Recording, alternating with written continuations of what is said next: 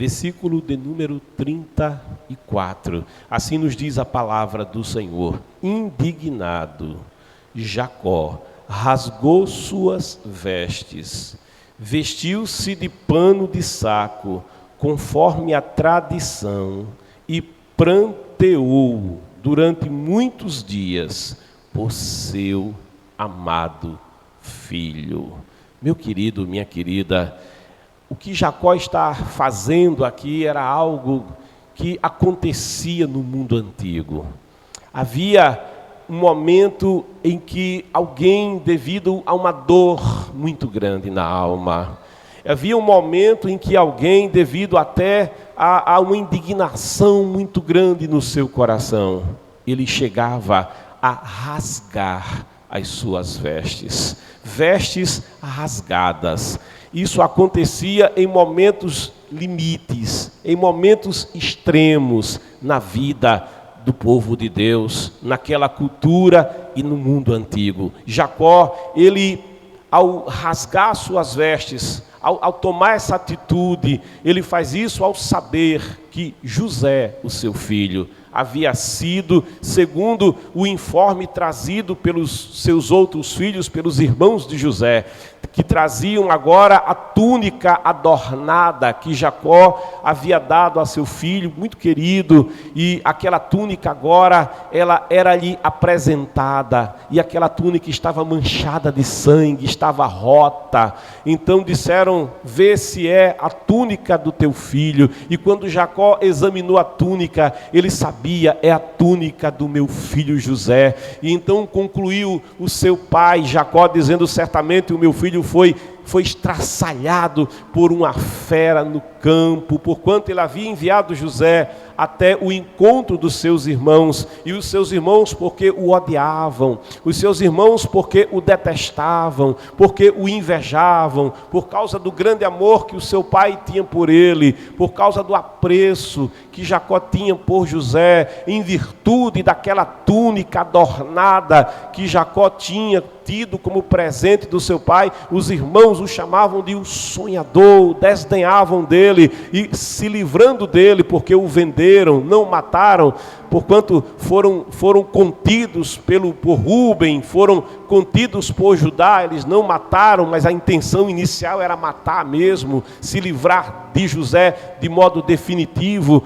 mas eles o venderam como escravo para o Egito e simularam, matando ali um bode, degolando um bode, usa o sangue do bode para manchar as vestes de José, e dão essa notícia a Jacó, que ao receber essa túnica adornada, agora manchada de sangue, ele diz: eu perdi o meu filho José. E ele rasga, ele no seu luto, na sua grande dor, ele rasga as suas vestes, ele grita de dor, de modo que no versículo 35 diz a palavra: todos os seus filhos e filhas se achegaram para oferecer-lhe consolo, contudo ele recusou toda e qualquer consolação e declarou: não, é em luto que descerei ao Sheol para me encontrar com meu filho. E continuou a chorar a perda de seu filho José. Nós vamos encontrar o rei Josias, que quando faz aquela grande reforma em Israel, no seu governo, combatendo a idolatria, a adoração a deuses falsos, e restaurando a adoração ao Deus verdadeiro, ao Deus da aliança, restaurando inclusive o templo, que precisava ser reformado, restaurado. E durante os serviços de reforma e de restauração do templo, Ilquias encontra a Torá, encontra o livro da lei, e encontrando manda a presença do rei. E quando o livro é lido na presença do rei, o coração do rei começa a se angustiar, porque o rei escuta as palavras do Senhor que dizia: se vocês me deixarem, eu também deixarei vocês. Se vocês abandonarem a minha adoração, se vocês abandonarem o meu caminho,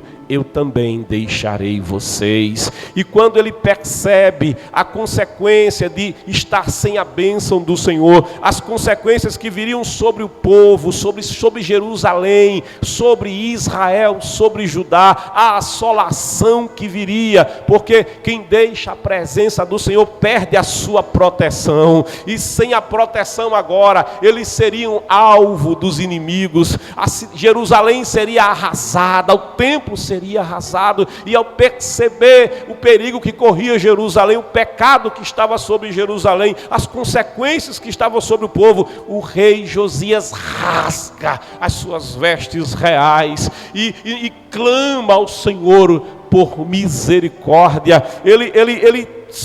A sua alma, o seu coração se quebranta na presença do Senhor, de modo que o Senhor manda lhe dizer pela profeta Uda que ele não veria isso acontecer nos seus dias, porquanto o seu coração tinha se derramado, a sua angústia, o rasgadas do seu coração das suas vestes, tinha chegado diante do Deus Todo-Poderoso, e o Senhor estava preservando-o de ver esta situação. Esse rasgar das vestes é também registrado no livro de Esther, quando Mardoqueu ou Mordecai, conforme a tradução, ali no livro de Esther, no capítulo 4, versículo 1, está escrito: quando Mordecai soube tudo quanto se havia passado, rasgou as suas vestes, vestiu-se de saco e de cinza, e saiu pelo meio da cidade, clamando com grande e amargo clamor. Mardoqueu, ao saber que no dia 13 de Adar havia um decreto que permitiria que os inimigos de Israel se levantassem contra Israel, destruíssem a todo o povo do Senhor que estava na diáspora, que estava no estrangeiro, que estavam no exílio na Babilônia, quando ele percebeu que na Síria, que na Babilônia e em todos os territórios dominados pelo Império Babilônico, o povo do Senhor seria massacrado, Mardoqueu, ele rasga as vestes, a angústia toma conta da sua alma, e ele conforme a tradição e o costume, também ele rasga as suas vestes, ele se veste de pano de saco, ele vai se humilhar diante do Senhor, diante da crise que se apresentava. Esse costume de rasgar as vestes tem para mim e para você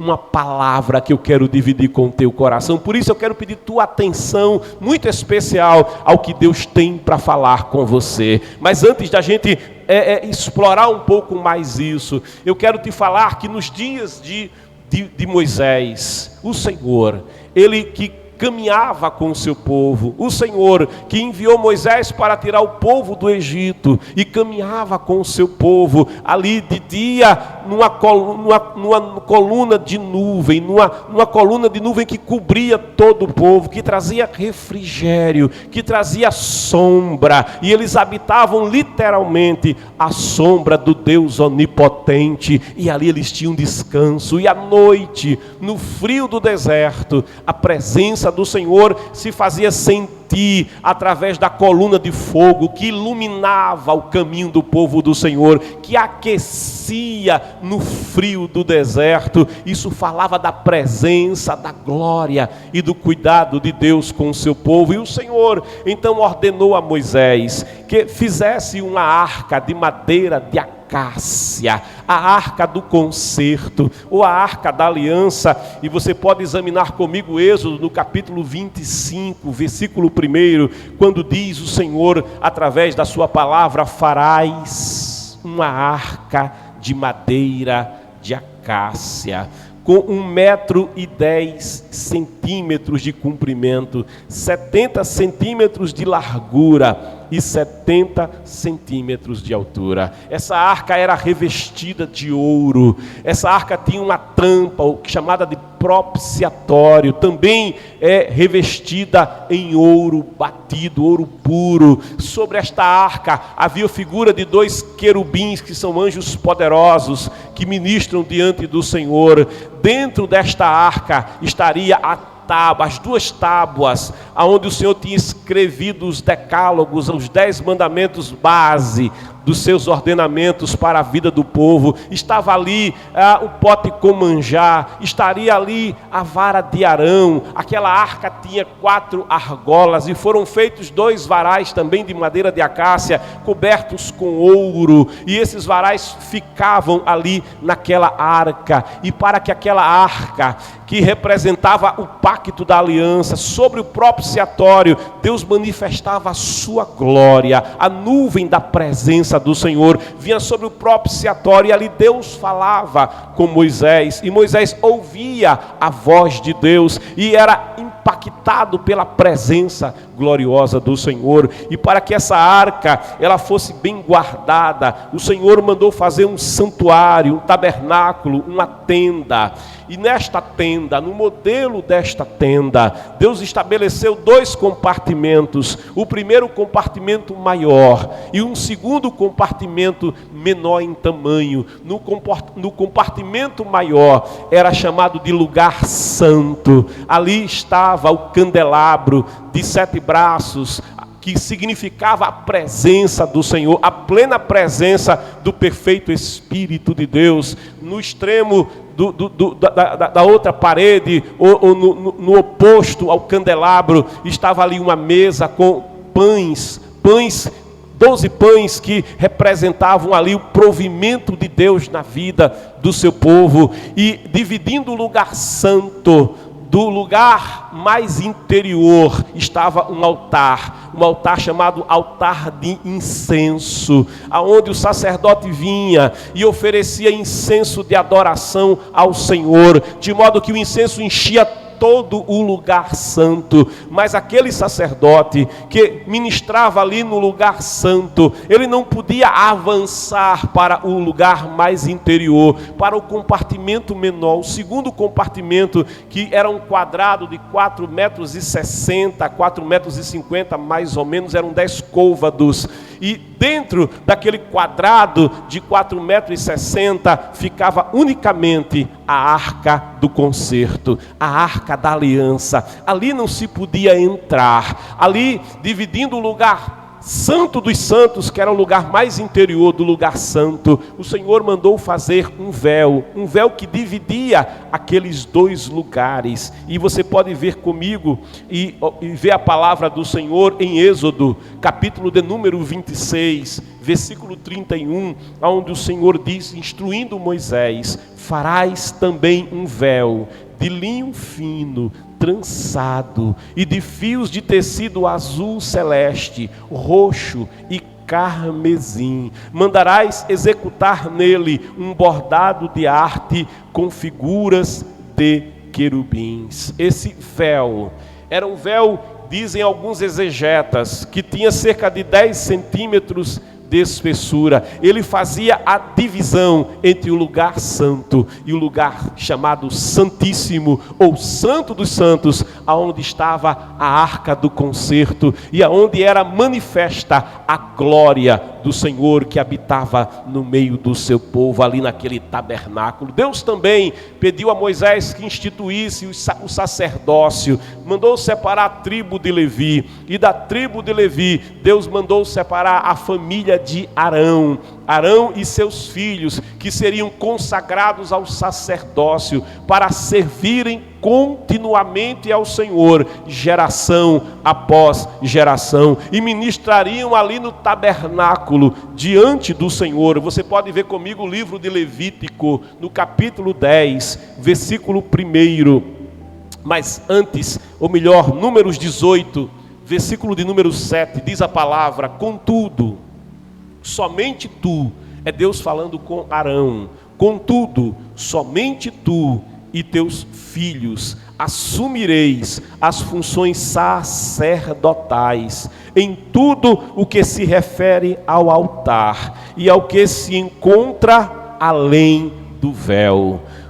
Diz ainda o Senhor na sua palavra, tudo que se refere ao altar e ao que se encontra além do véu sagrado. O Senhor diz: vós realizareis o serviço do culto, cujo ofício concedo ao vosso sacerdócio.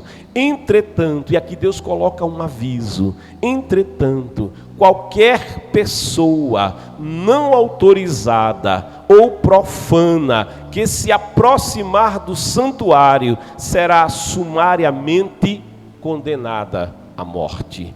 Arão e seus filhos foram consagrados e eles continuamente faziam a manutenção do candelabro, deixando suas lamparinas acesas, abastecendo com azeite, no tempo devido, fazendo a troca dos pães da proposição, oferecendo o incenso, que não era qualquer incenso, mas esse incenso era constituído por uma fórmula específica dada pelo Senhor, de especiarias especiais, para oferecer aquele perfume de adoração ao Deus Todo-Poderoso. Mas mesmo os sacerdotes, eles não podiam no dia a dia transpor o véu, transpor a cortina e adentrar o lugar mais interior, de tal forma que diz Levítico no capítulo 10, versículo 1, que os 2 filhos de Arão, não atentando para aquilo que Deus havia orientado, não atentando para o que Deus havia instruído, veja o que eles fazem.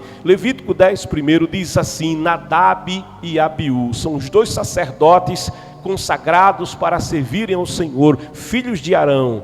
Pegaram cada um o seu queimador de incenso, colocaram incenso dentro, puseram fogo e o apresentaram a Deus, o Senhor, como oferta. Contudo, não fizeram isso de acordo com as leis de Deus, e por isso ele não aceitou a oferta deles. De repente, enquanto eles estavam lá no lugar interior, oferecendo incenso, porque achavam que podiam fazer isso da forma que bem quisessem e entendessem, como pensa aquele que tem um pensamento religioso, quando quer adorar a Deus, não como Deus mandou ser adorado, porque Deus é soberano e Ele estabeleceu como é a sua adoração, mas a religião, ela incute na mente do homem a ideia de adorar a Deus do jeito do homem, conforme as ideias do homem, e é isso que Nadab e Abiú, apesar de serem sacerdotes, estão fazendo, estão indo além do véu, adorar a Deus conforme eles entendem que deve ser, não como Deus ordena. Por isso diz o versículo 2, de repente, enquanto eles faziam assim, enquanto eles agiam assim, de repente, partiu de diante do Senhor uma labareda que os aniquilou e pereceram ali mesmo, onde Deus estava. Onde estava a presença do Senhor? É o Deus que é adorado quem estabelece a forma da sua adoração. O Levítico vai nos revelar que Deus é santo, que havia na testa do sumo sacerdote, havia uma inscrição numa lâmina de ouro que dizia santidade ao Senhor. Deus é santo e o que é santo é separado. Santidade significa não ser contaminado, não ser contaminado pelo pecado. O pecado é visto na palavra, na Bíblia, como uma contaminação. Pecado é errar o alvo, é sair da direção, é andar segundo o entendimento humano, mas de encontro ao que estabelece Deus na sua palavra. Deus, Ele é santo, e a forma desse Deus santo ser adorado é segundo a sua instrução, e é conforme a sua santidade e a soberana vontade e instrução do Senhor. Nadab e Abiú, eles olvidaram a palavra e por isso perderam a vida. A decorrência disso, passou a haver um temor, um grande temor em todo o povo de Deus, porque se entendeu que não se podia ir além do véu, na hora em que se bem quisesse entendesse, não se podia estar diante do Senhor em pecado. Mas o sumo sacerdote, Deus estabeleceu e orientou que uma vez por ano, veja, uma vez apenas por ano, no chamado Yom Kippur, ou Dia do Perdão, nesse dia, um dia festivo, um dia de celebração, o sumo sacerdote, ele oferecia sacrifício primeiro por ele, depois sacrifício pelo povo, e ele então entrava no santuário, ele entrava no tabernáculo, ele adentrava o lugar santo, e com o sangue do cordeiro, o sangue do que foi da vítima imolada, primeiro pelos seus pecados, porque mesmo sendo sumo sacerdote, ele era pecador, e o salário do pecado é a morte. A palavra diz que o pecado faz separação entre o homem e Deus. Isaías 59 diz: não, a mão do Senhor não está encolhida para que não possa operar, nem agravado, ou seja, fechado o seu ouvido, para que não possa ouvir. Mas diz o versículo 2, mas os pecados fazem separação, barreira, entre vós e o vosso Deus, para que não vos ouça. Veja, o sacerdote, o sumo sacerdote, para adentrar além do véu, ele precisava estar santificado, e para isso a Bíblia nos mostra que sem derramamento de sangue não há purificação de pecados, porque o salário do pecado é a morte. E Deus, na sua graça, ele aceitava que um cordeiro inocente tomasse a culpa do pecador, fosse imolado, seu sangue vertido, aplacava a situação em que o pecador se encontrava, e o pecador era cerimonialmente coberto pelo sangue daquela vítima, de modo que o sumo sacerdote, para adentrar o lugar santo no dia do perdão, ele precisava oferecer sacrifício por ele, mas também precisava oferecer sacrifício pelo povo, porque Deus, sendo santo e habitando no meio do povo, ele não poderia conviver com o pecado. E Salomão diz que não há homem que não peque. Então, com o sangue no sopo, inclusive, ele adentrava o santo dos santos e se apresentava diante do Senhor e ministrava diante do Senhor, e todo o povo nesse dia estava lá fora, aguardando que o sumo sacerdote adorasse ao Senhor e oferecesse ao Senhor incenso lá no santo dos santos e ministrasse diante do Senhor. Havia uma expectativa grande: será que ele vai sair vivo? Será que Deus vai aceitá-lo? Será que não há um pecado que o impeça o acesso à presença de Deus? Será que ele não vai morrer? Por isso mesmo, havia a tradição, depois que Nadab e Abiú morreram, de quando o sumo sacerdote entrava além do véu, ele ia com uma corda amarrada na cintura, para poder entrar no Santo dos Santos, e nas suas vestes haviam sinetas, que à medida que ele caminhava, as sinetas tocavam, dizendo: o sumo sacerdote está vivo, o sumo sacerdote está vivo, ele está na presença de Deus, e ele está vivo. Ele ministrava, as sinetas tocavam, se as sinetas parassem de tocar, eles paravam, esperavam, e se o sumo sacerdote não houvesse mais o barulho da sineta, ninguém podia ir lá buscar o cadáver, não, porque poderia morrer. Então eles, com os outros sacerdotes, puxavam a corda que estava na cintura do sumo sacerdote e puxavam de lá o cadáver de volta.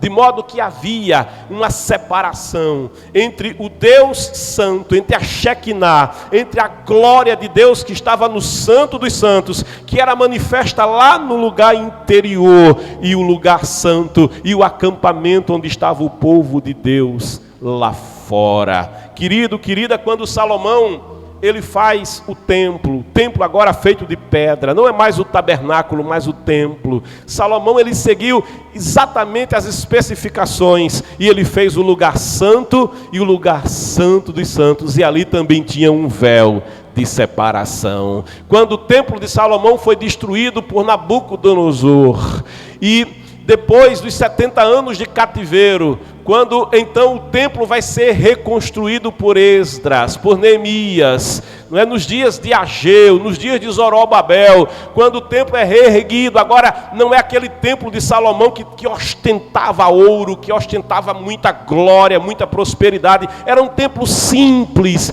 mas mesmo aquele templo, que já não tinha no seu interior a arca da aliança, porque a arca havia sido perdida, mas lá no seu interior ninguém também entrava, havia o véu, permanecia a separação. E o profeta Ageu, ele profetizou para aqueles que tinham conhecido o templo de Salomão, aquela geração já idosa, que com lágrima nos olhos viu a simplicidade daquela segunda casa, e ele profetizou dizendo: a glória desta segunda casa, que vocês veem que é tão simples, será maior do que a glória da primeira casa. Queridos, este véu, ele perdurou por séculos, ele perdurou por gerações. Quando o templo começou a ser reformado por Herodes, quando Herodes o Grande ascendeu ao poder e começou a reformar o templo de Jerusalém para agradar os judeus, ainda estava lá aquele templo. Mas a palavra nos diz que em Mateus, no capítulo 27, registra Mateus escrevendo ao povo judeu, querendo mostrar aos judeus que Jesus Cristo é o Messias, querendo mostrar ao povo judeu que Jesus é o Salvador. Mateus escreve, Mateus 27, 46 em diante, diz assim, acompanhe comigo a palavra: e por volta das 3 horas da tarde, Jesus clamou com voz forte: Eloi, Eloi, lama sabachthani, em língua hebraica, que significa: meu Deus, por que me abandonaste? Mas alguns dos que ali estavam, ao ouvirem isso, comentaram: ele chama por Elias. Sem demora, um deles correu em busca de uma esponja e embebeu-a em vinagre, colocou-a na ponta de um caniço, ergueu-a até Jesus e deu-lhe a beber. Entretanto, os outros o censuraram: deixa, vejamos se Elias vem livrá-lo. Aí Mateus escreve o versículo 50, dizendo: então Jesus exclamou uma vez mais, em alta voz, e entregou o Espírito.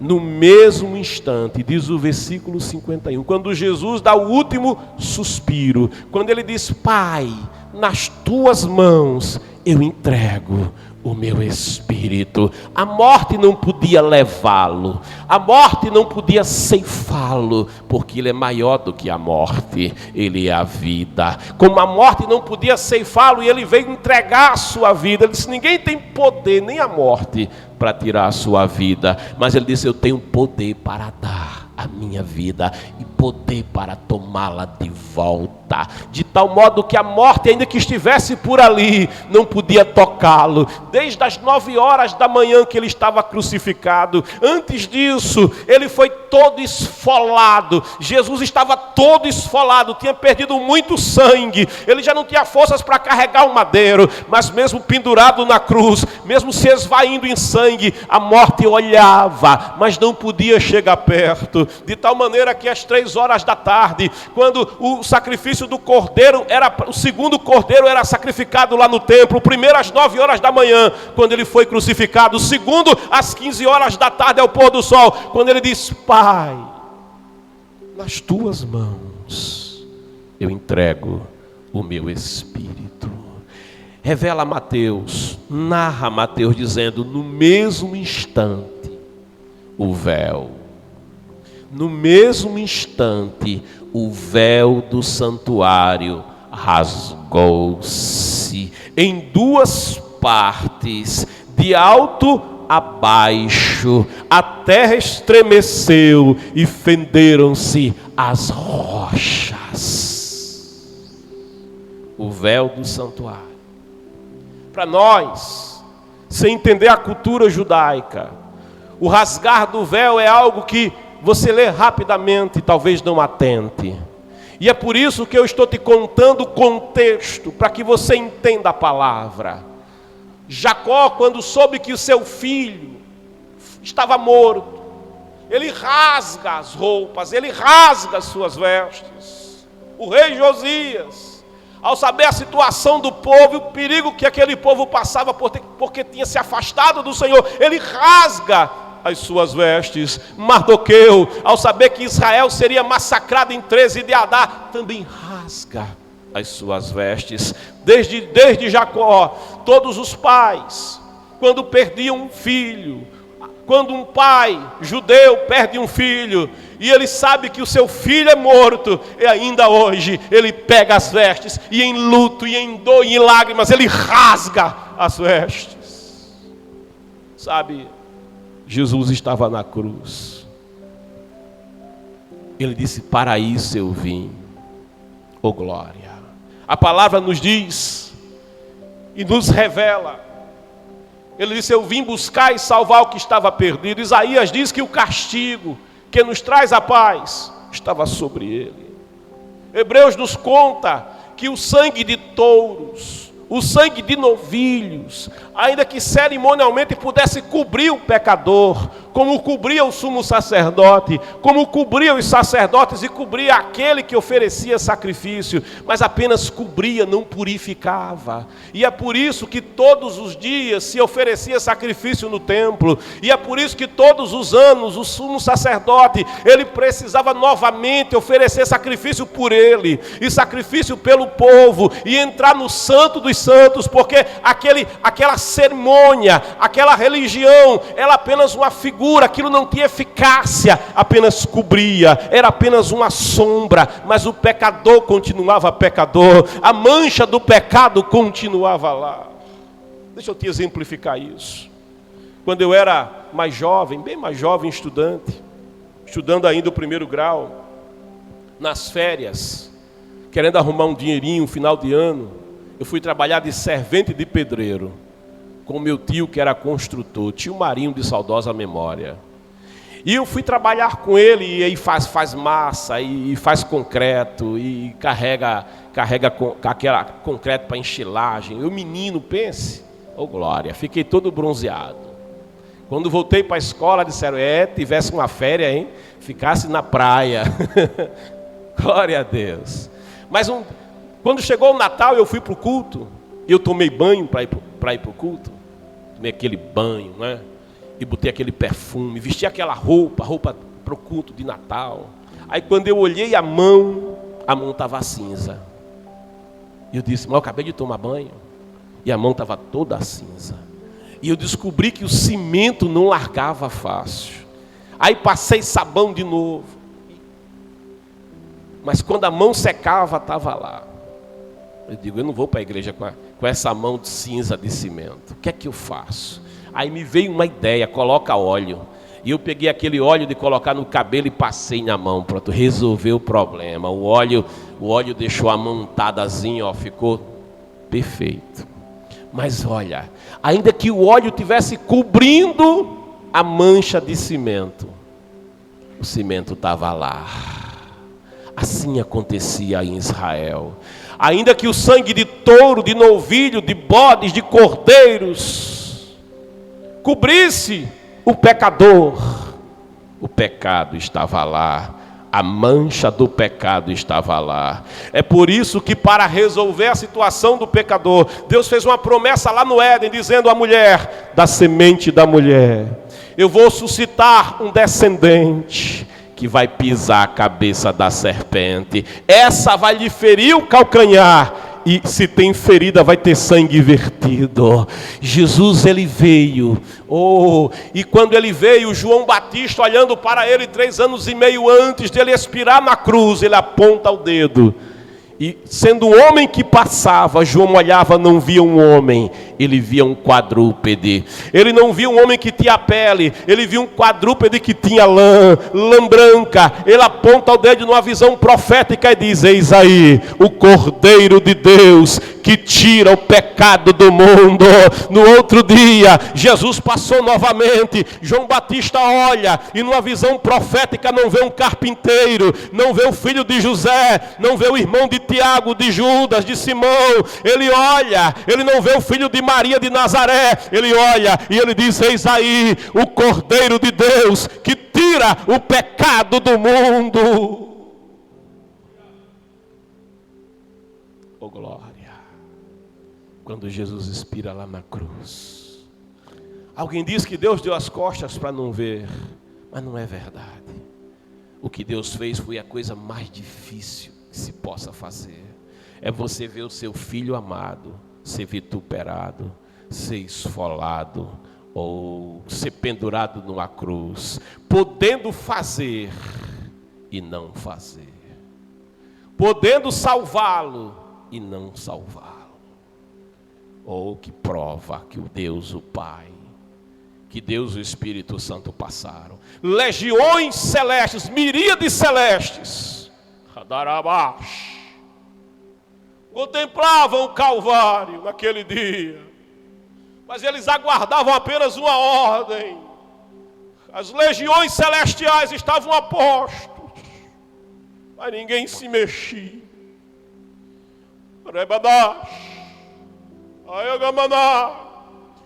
Os serafins que ardem em fogo, 2 asas cobriam os pés, só podia se mover se recebesse a ordem. Tudo o que eles podiam dizer do céu era santo, santo, santo é o Senhor. Toda a terra está cheia da sua glória.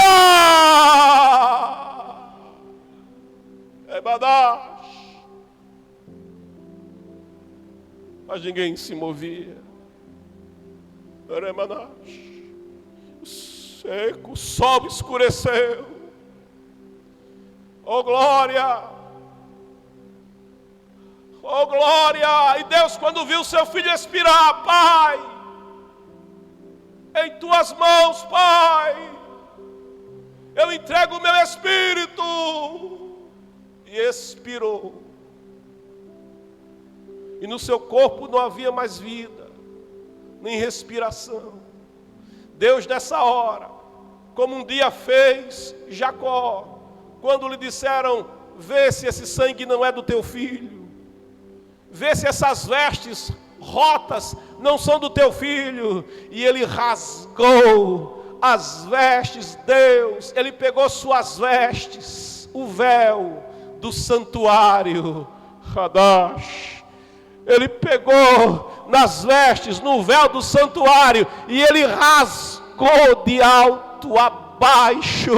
Deus estava expondo a sua angústia, o Pai estava expondo o seu coração, o Pai estava expondo a sua dor naquele gesto, rasgando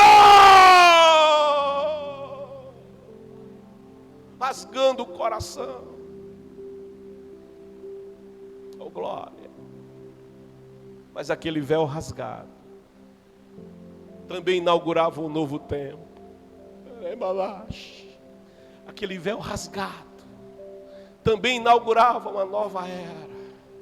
Porque vai dizer nos Hebreus que Jesus, o sacerdote perfeito, ele adentrou não um templo feito por mãos humanas, não aquele templo de Jerusalém, mas ele adentrou o templo celeste, não carregando o sacrifício do touro, do novilho, ou de algum cordeiro, de alguma vítima inocente. Ele adentrou com as mãos furadas, ele adentrou com o seu próprio sangue, ao custo da sua própria vida, ao custo do seu próprio sangue, e ele pôde dizer: Pai, tetelestai, está pago.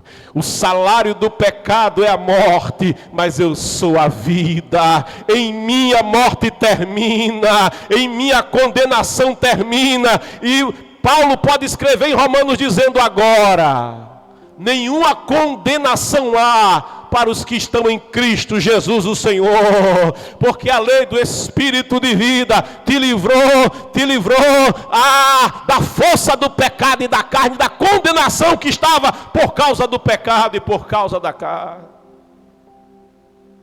Aleluia. Hebreus diz que Jesus, ele criou um novo caminho.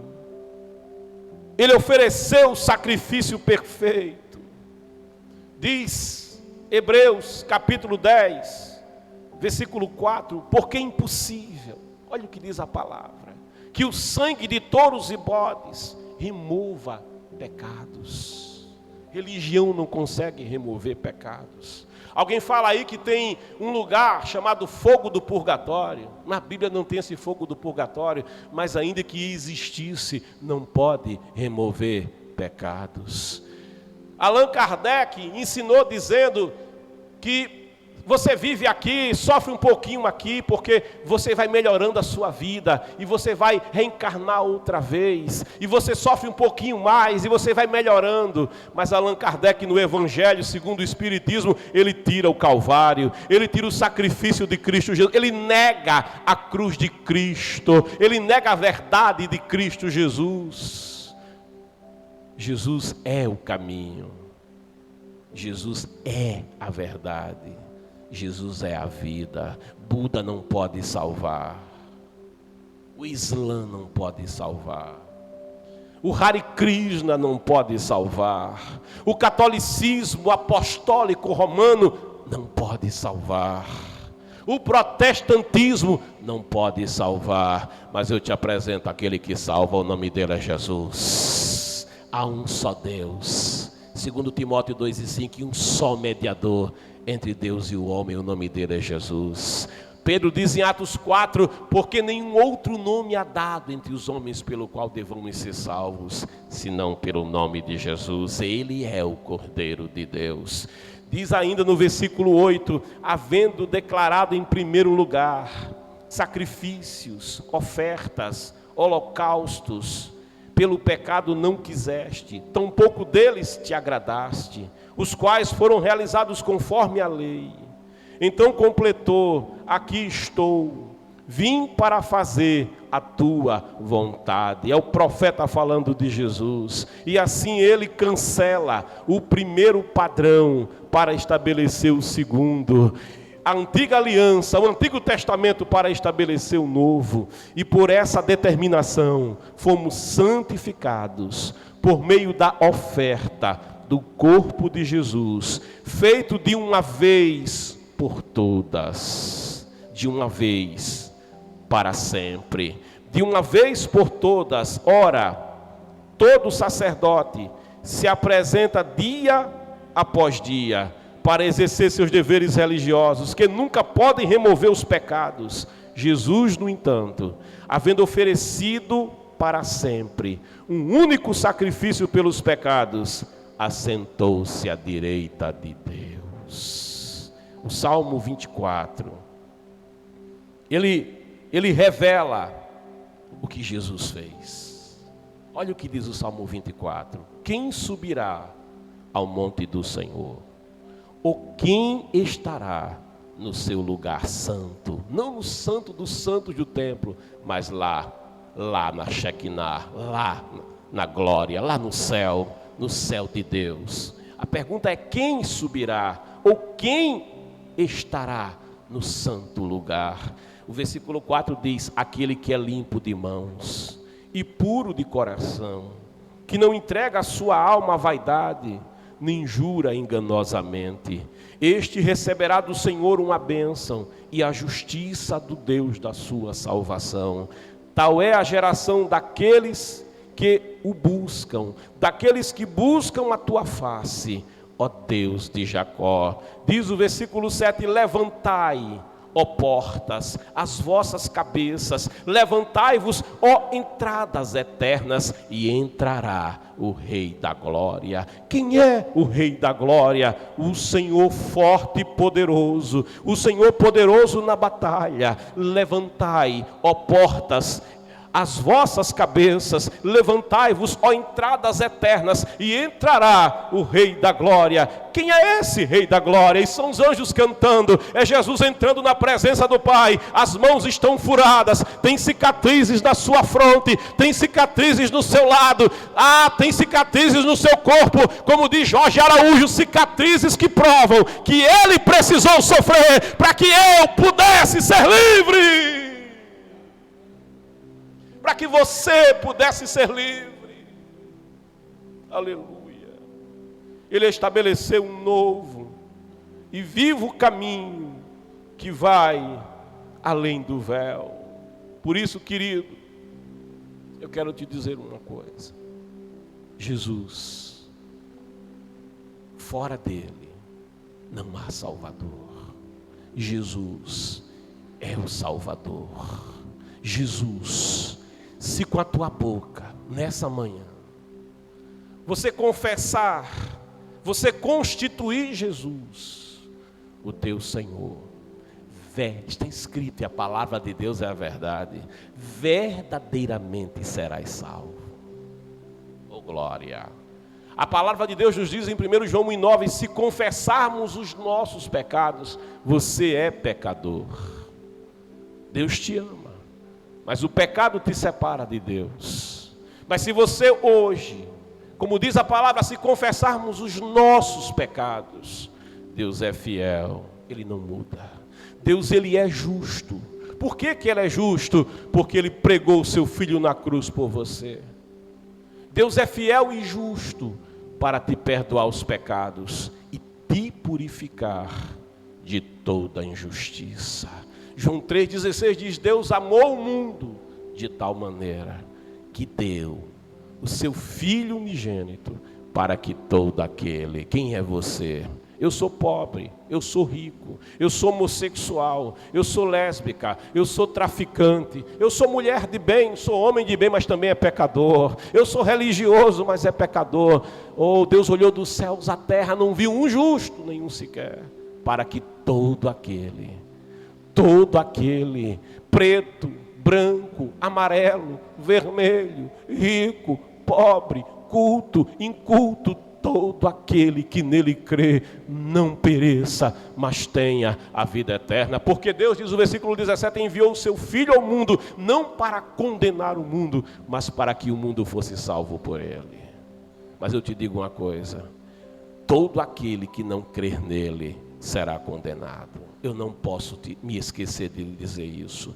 Todo aquele que o rejeitar será condenado, porque diz a palavra, porque não creu no Filho de Deus, porque rejeitou a salvação de Deus. Salvação é algo que é oferecido, é graça. Graça é favor imerecido. Eu não sou salvo porque eu sou bom, eu não sou salvo porque eu faço algo de bom, porque eu faço caridade, como prega alguém por aí, dizendo que boas obras podem salvar. Boas obras não podem salvar. Eu não sou salvo porque algo que eu fiz me faça merecer, jamais vou merecer ser salvo. Eu sou salvo por causa daquilo que Cristo Jesus fez, por causa daquilo que Cristo Jesus realizou. Ele ofereceu-se a si mesmo uma vez e para sempre. O véu foi rasgado, um novo caminho foi aberto, e ele diz, eu sou o caminho, a verdade, a vida. Ninguém vem ao Pai senão por mim. Por isso eu quero te convidar a tomar a tua decisão. Lá na cruz haviam 2 crucificados. Um deles rejeitou Jesus, foi para o inferno. Um deles não cria em Jesus, perdeu a sua oportunidade. Mas o outro, ele disse, Senhor, lembra de mim.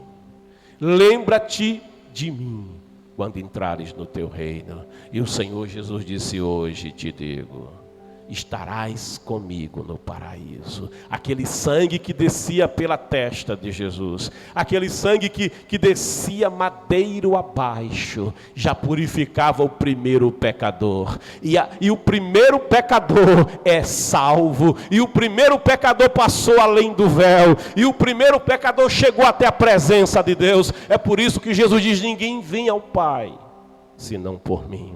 Nesta manhã, constitua Jesus Cristo.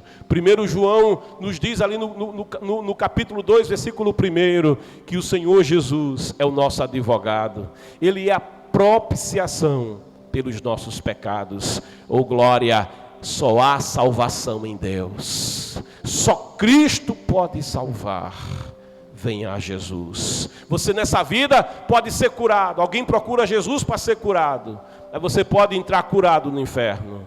Alguém pode ser cego e receber a visão, mas diz Jesus, é melhor entrar faltando a visão no céu do que com os 2 olhos entrar no inferno. Alguém pode procurar Jesus apenas pelo milagre, é paralítico que quer andar, mas diz Jesus, é melhor entrar no céu coxo, é melhor entrar no céu paralítico, do que com as 2 pernas entrar no inferno. Paulo diz que se nós esperarmos em Deus apenas desta vida, somos os mais miseráveis entre os homens. Alguém procura o Senhor para ter prosperidade, e há um evangelho falso aí pregando ao mundo prosperidade. Venha Jesus para você ser próspero, venha Jesus para você ter apartamento bom, carro novo. Esse evangelho é mentiroso. Jesus, ele não veio ao mundo para me dar apartamento, para te dar apartamento. Jesus veio ao mundo para te resgatar do pecado. Jesus veio ao mundo para tirar das garras da morte. Jesus veio ao mundo para te dar a você uma vida que vai além de ter apartamento, vai além de ter carro novo. Ele veio para te dar algo que vale muito mais, a vida eterna com Deus. Oh, aleluia. É verdade que ele cura, sim, são as outras coisas. É verdade que ele liberta, sim, são as outras coisas. Quando alguém entrega a vida para Jesus, é bem verdade que ele cuida de mim, cuida de você, cuida da minha família, cuida da tua família. Por quê? Porque está escrito: a todos quantos o receberam, deu-lhes o direito de serem feitos filhos de Deus. E quem é filho de Deus é cuidado pelo Pai. Quem é filho de Deus, a maldição hereditária não toca, obra de magia negra não toca. Quem é filho do Pai, a seta que voa ao meio-dia, o espanto noturno, pode vir por 1000 por um lado, 10.000 pelo outro, pode se levantar um exército, pode vir o que vier, é filho de Deus, tem a proteção de Deus, tem o cuidado de Deus. Oh, glória! Mas em Deus, a coisa mais preciosa chama-se salvação. Que adianta o homem ganhar o mundo inteiro e perder a sua alma? Querido, a você o convite do Espírito Santo.